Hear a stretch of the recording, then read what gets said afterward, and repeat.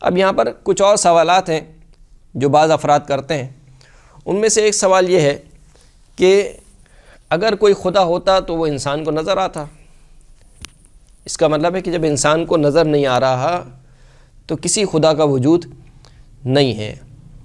یہ سوال عموماً کیا جاتا ہے گویا کہ آج کی صدی میں اگر کوئی شخص یہ سوال کرے اور یہ اشکال کرے تو اس کو کہیں گے احمق، کیونکہ یہ سوال بہت پرانا ہو چکا ہے.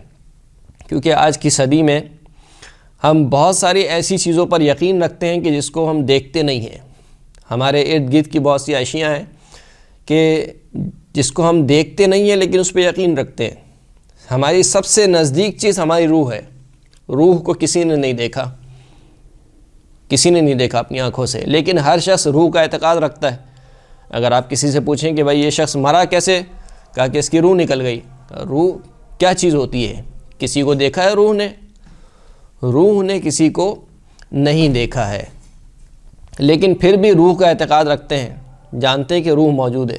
اسی طریقے سے مثال کے طور پر ہوا کو کسی نے دیکھا ہے؟ ہوا آنکھ سے نظر آتی ہے؟ ہوا آنکھ سے نظر نہیں آتی، لیکن پھر بھی لوگ اعتقاد رکھتے ہیں کہ ہوا ہے، موجود ہے. کیوں؟ کیونکہ محسوس کر رہے ہیں.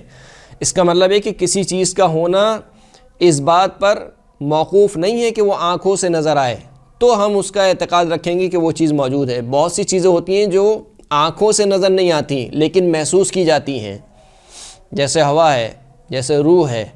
بہت سی چیزیں ہیں ہم ان کو آنکھوں سے نہیں دیکھ پاتے، لیکن کیونکہ وہ محسوس کر رہے ہیں ہم ان کو، لہٰذا ہم اس کا اعتقاد رکھتے ہیں.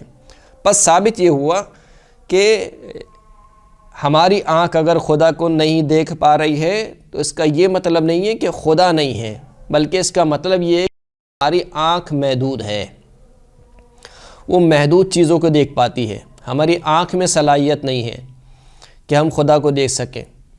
لا تدرکہ الابصار وہو یدرک الابصار، خداوند کریم قرآن مجید میں ارشاد فرماتا ہے کہ آنکھیں اس کو درک نہیں کر پاتی مگر وہ تمام آنکھوں کو درک کرتا ہے.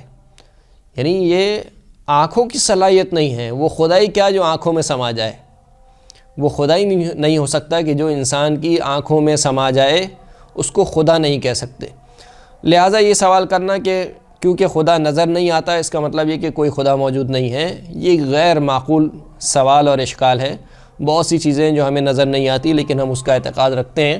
خداوند کریم کیونکہ لا محدود ہے، اس کی ذات کمال مطلق ہے، اس کی ذات کا لازمہ یہ ہے کہ وہ ہماری اس چھوٹی سی آنکھ کی پتلی میں نہ سمائے. کیونکہ اگر وہ ہماری اس آنکھ کی پتلی میں سما گیا تو گویا ایسے ہے کہ جیسے سمندر کوزے میں سما جائے. سمندر کا کوزے میں سمانا جو ہے وہ جس طریقے سے محال ہے، بالکل اسی طریقے سے خدا کا کسی کی آنکھ میں سما جانا یہ محال ہے. تو خدا کسی کی آنکھ میں نہیں سما سکتا. تو یہ سوال جو ہے بالکل معقول نہیں ہے.